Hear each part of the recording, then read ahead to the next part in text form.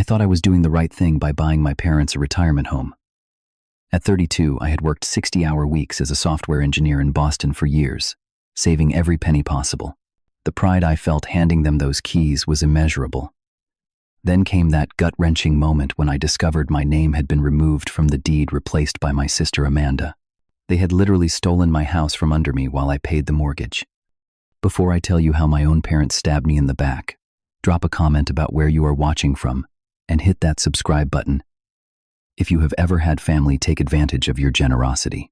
Growing up in Boston, my childhood was defined by watching my parents struggle. Harold and Margaret Miller were the epitome of hard workers, often juggling multiple jobs just to keep our modest 2-bedroom apartment. Dad worked days at the shipping yard and nights as a security guard, while Mom cleaned houses and waitressed on weekends. They never complained, but the financial strain was evident in the constant pile of bills on our kitchen table and the whispered arguments I overheard late at night. My sister Amanda came along when I was 7 years old. The age gap meant I often played the role of third parent rather than brother. While my parents worked, I would help with her homework, make simple dinners, and ensure she got to bed on time. This responsibility instilled in me a deep-seated need to take care of my family, a trait that would eventually lead to my greatest heartbreak. Despite their financial limitations, my parents were adamant about giving me opportunities they never had. When I showed an aptitude for computers in high school, they scraped together enough money for a second-hand laptop. "Education is the one thing nobody can take from you," Stephen, Dad would say. Those words echoed in my mind years later as I watched my family take everything else. Getting into Massachusetts Institute of Technology was the proudest moment of my young life. The scholarship covered most costs, but I still worked 20 hours weekly at the campus tech center and delivered pizzas on weekends. Every break, I would return home with my earnings to help with family expenses. Amanda, meanwhile, grew up with slightly better circumstances than I had, as my contributions eased some financial pressure on our parents. After graduation, I joined a promising tech startup. The salary was modest, but the experience proved invaluable. I lived in a cramped studio apartment, ate ramen noodles more often than not, and continued my frugal lifestyle. 3 years later, I leveraged that experience into a senior developer position at Quantum Technologies, where my salary tripled.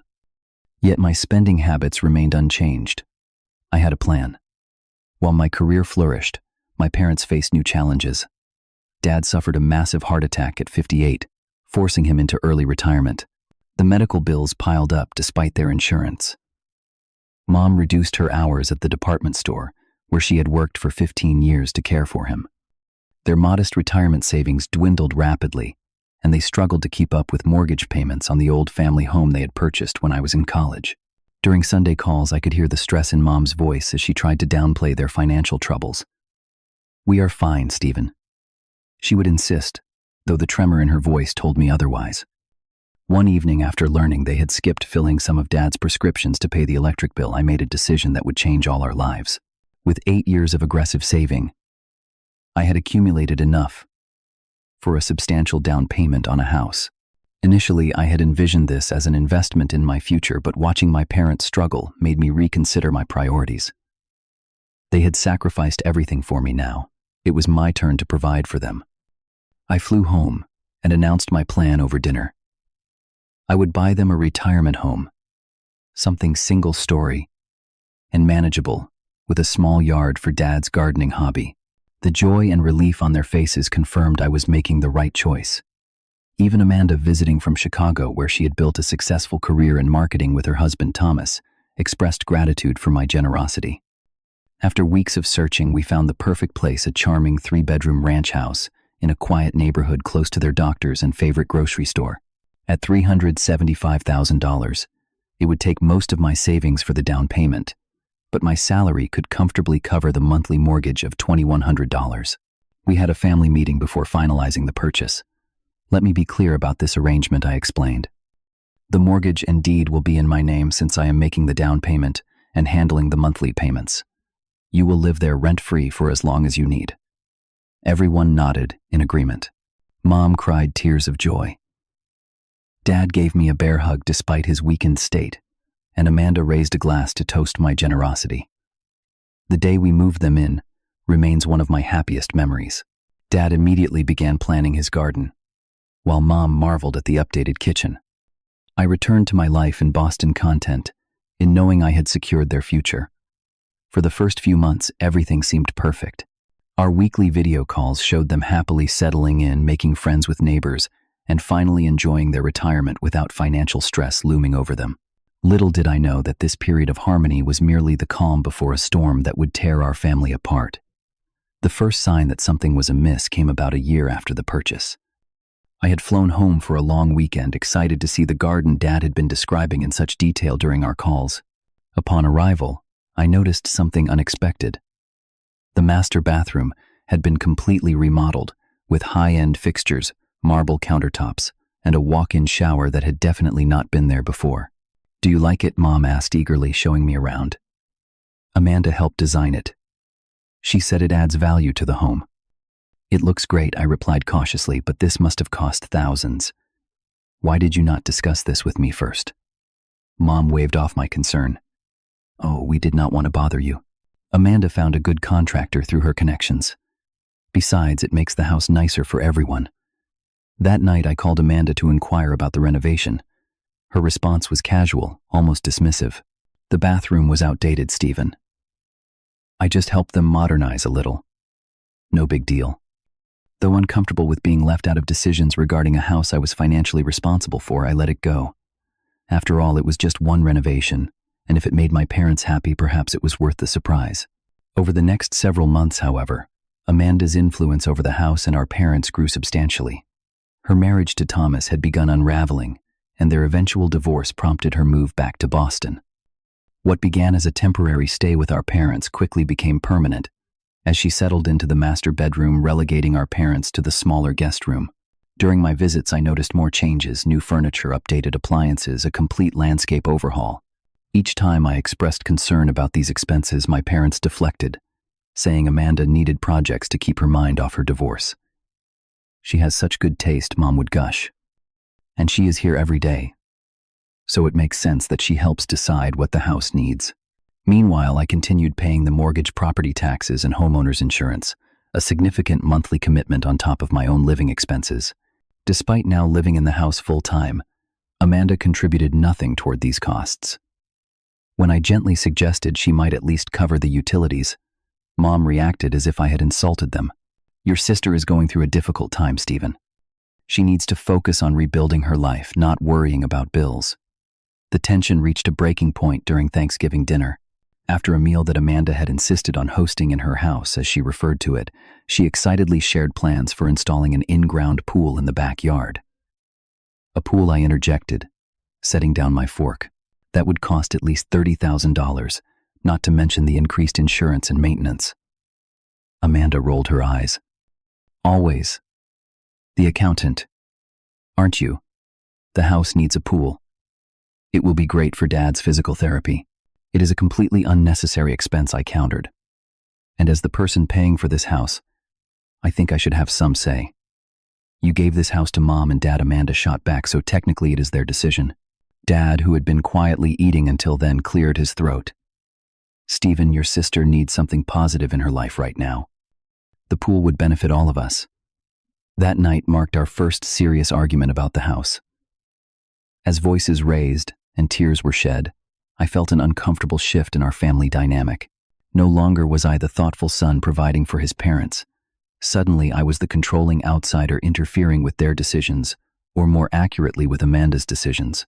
The situation deteriorated further when I visited for Christmas.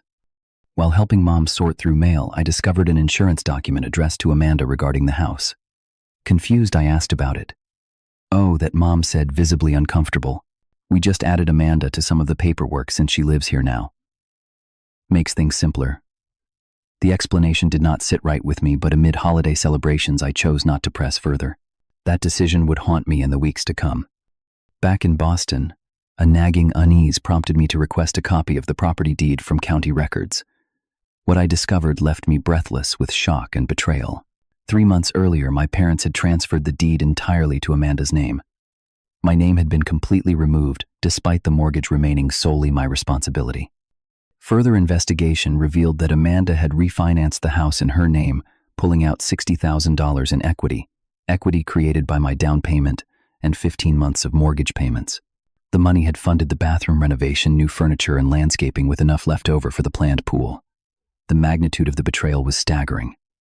While I had been faithfully sending $2,100 every month to provide them security, my family had legally stolen my property and used it as a personal ATM. The house I had purchased out of love and duty was no longer mine in any legal sense, though the financial burden remained squarely on my shoulders. I drove to the house that same day, white-knuckled and trembling with rage. The three of them were watching television when I burst through the door, printouts of the deed transfer clutched in my hand. "What is this?" I demanded, throwing the papers onto the coffee table. "You transferred my house to Amanda. After everything I have done for you." The guilty looks that passed between them confirmed what the documents had already told me. They had hoped I would never find out. "Stephen, calm down." Dad began, his voice placating. "It is not what you think." "Really?" "Because it looks like you took the house I bought with my life savings, removed my name from the deed without telling me, and gave it to Amanda. All while I continue paying the mortgage every month." Amanda stood up, arms crossed defensively. "You make 6 figures, Stephen. You can afford it. After my divorce, I needed security, a fresh start. Mom and Dad were just helping me. By stealing from me," I shouted, incredulous. Mom wrung her hands, tears welling in her eyes. "We did not see it as stealing, honey. You always said the house was for us to live in. We thought you were just helping us, not expecting ownership. So you thought I was gifting $375,000 with no strings attached, while still paying $2,100 monthly for a property I no longer own." The conversation devolved from there, with accusations flying. Amanda insisted I was being selfish, that families should help each other without keeping score. My parents attempted to frame their actions as a misunderstanding rather than deliberate deception. Not one of them acknowledged the fundamental betrayal of transferring the property without my knowledge or consent. The following week passed in a haze of disbelief and legal consultations. My attorney confirmed that while the transfer was legally binding, I could potentially sue my family for fraud or unjust enrichment. The mortgage, however, remained my legal obligation regardless of who owned the property. "Your options are limited," the lawyer explained.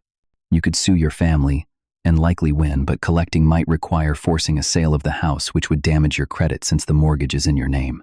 At a subsequent family meeting insisted upon by my parents, who were now worried about legal action, empty promises were made to fix things someday. Amanda flatly refused to transfer the property back, arguing that she needed it more than I did.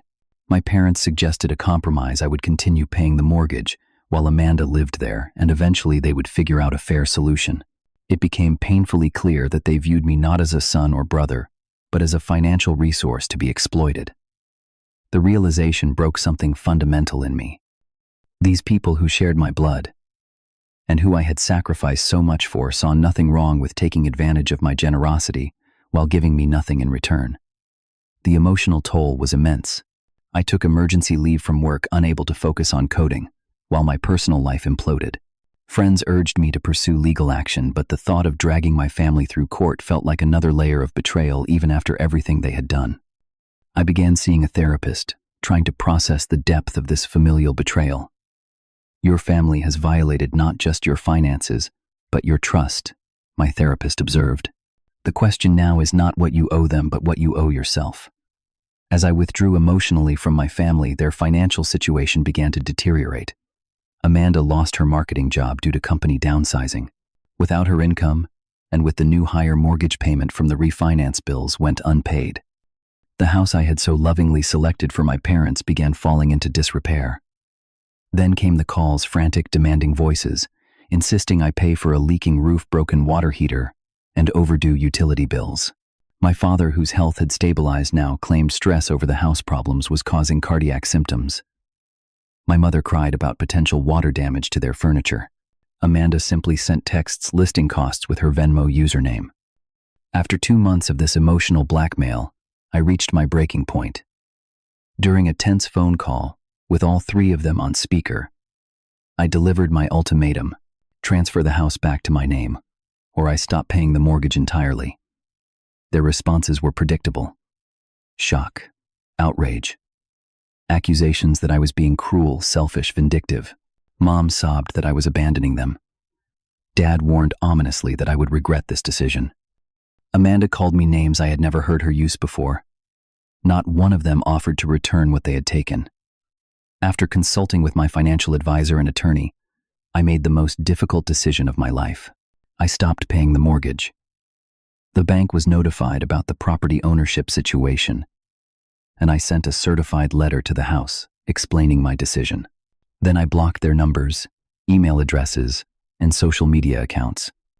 The communication blackout was necessary for my mental health. I could not bear the guilt trips and manipulative tactics any longer. The initial aftermath was predictably chaotic. Extended family members called to berate me. Mutual friends reported that my parents and sister were telling everyone I had abandoned them. Anonymous notes appeared at my apartment, ranging from pleading to threatening. Through it all, I maintained my resolve. For the first time since discovering their betrayal, I began to feel a sense of control returning. Yes, my credit score would take a significant hit. Yes, there would be financial consequences for me, as well as them. But after years of putting my family's needs above my own, I was finally taking a stand for myself. As the bank began the foreclosure process, a strange sense of peace settled over me. I was no longer responsible for a house that had been stolen from me. The situation was painful, messy, and far from the happy family scenario I had envisioned when purchasing the property. But there was also a liberation in refusing to remain a victim of my own family's manipulation. 6 months passed before the foreclosure process completed. The house sold at auction for $320,000, $55,000 less than I had paid. This resulted in a significant deficiency judgment against me as the mortgage holder. But my attorney negotiated a settlement with the bank that allowed me to pay off the balance over time without further credit damage.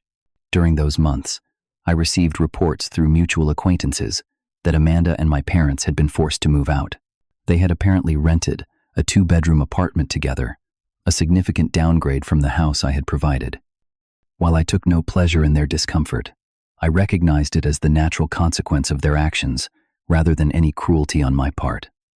My own financial recovery journey began with acceptance. Yes, my credit score had dropped nearly 150 points. Yes, I had lost my entire down payment and 15 months of mortgage payments. Yes, I would be paying off the deficiency judgment for years to come. But acknowledging these losses allowed me to focus on rebuilding rather than ruminating on what could not be changed. Working with a financial advisor, I created a structured plan to repair my credit over the next 3 years. I took on consulting projects in addition to my full-time job working weekends to increase my income. Every spare dollar went toward paying down the settlement and rebuilding my emergency fund. The process was slow and often discouraging, but each payment brought me closer to financial independence.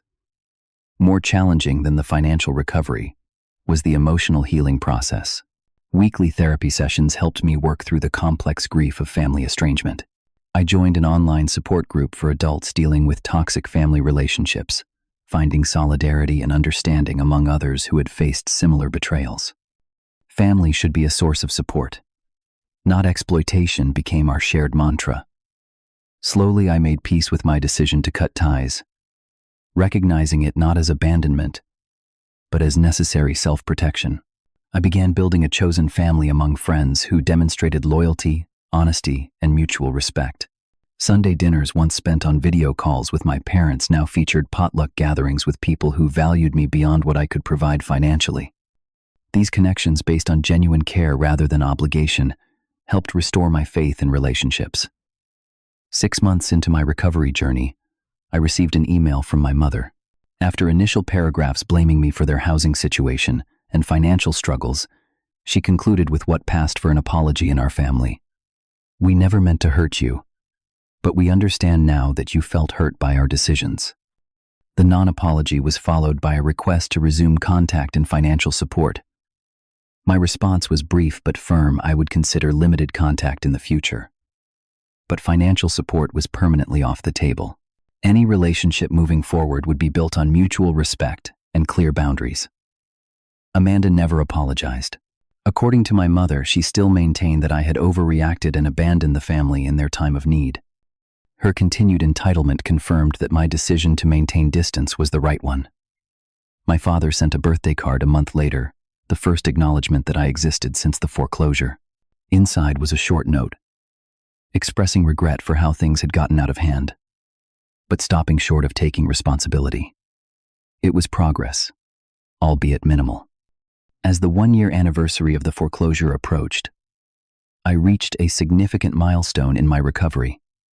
I purchased a small condo for myself. At roughly half the price of the house I had bought for my family, it was modest, but completely mine. The closing day with keys in hand, and only my name on the deed, was bittersweet, a triumph shadowed by memories of similar joy when purchasing my parents' house. The experience taught me crucial lessons about family generosity and self-worth. First, trust requires legal protection, especially with family. Verbal agreements and good intentions are insufficient when significant assets are involved. Second, true family respects your boundaries, not just your resources. Those who value you only for what you can provide are not acting from love but from self-interest. Third, sometimes walking away is the healthiest choice. Maintaining toxic relationships out of obligation or guilt serves no one and enables harmful patterns to continue. These lessons reshaped my approach to helping others. I still believe in generosity, but now it comes with clear expectations and appropriate documentation. When a colleague needed help with a down payment for his first apartment, I drafted a simple loan agreement specifying repayment terms. When I contributed to my godson's college fund, I ensured the money was in a trust with specific usage requirements. 2 years after discovering my family's betrayal, my life looks entirely different. The financial setback, while significant, proved temporary. My credit score has largely recovered, and my career has advanced to a leadership position that compensates for the lost savings. More importantly, my emotional well-being has flourished in an environment free from manipulation and exploitation. I sometimes think about my parents, and Amanda, wondering if they have gained any insight from the experience. Occasional updates through mutual connections suggest they remain largely unchanged, still viewing my actions as the problem rather than the consequence of their own. This reinforces my decision to maintain strong boundaries while allowing for limited, carefully managed contact. The house that once represented my love and sacrifice is now owned by strangers. Yet losing it freed me from obligations that had become chains rather than connections. I learned that family is defined not by blood or financial support, but by respect, honesty, and mutual care. If you have ever found yourself giving endlessly to family members who take without appreciation or reciprocation, know that setting boundaries is not selfish. It is necessary. Sometimes losing what you thought was yours is the only way to truly find what belongs to you, your dignity, your peace, and your future. Have you ever had to make a difficult decision to protect yourself from family members taking advantage of you? Share your experience in the comments below. If this story resonated with you, please hit that like button and subscribe to hear more real-life stories about overcoming family betrayal and finding strength in setting boundaries. Thank you for listening. And remember, blood makes you related, but respect and loyalty make you family.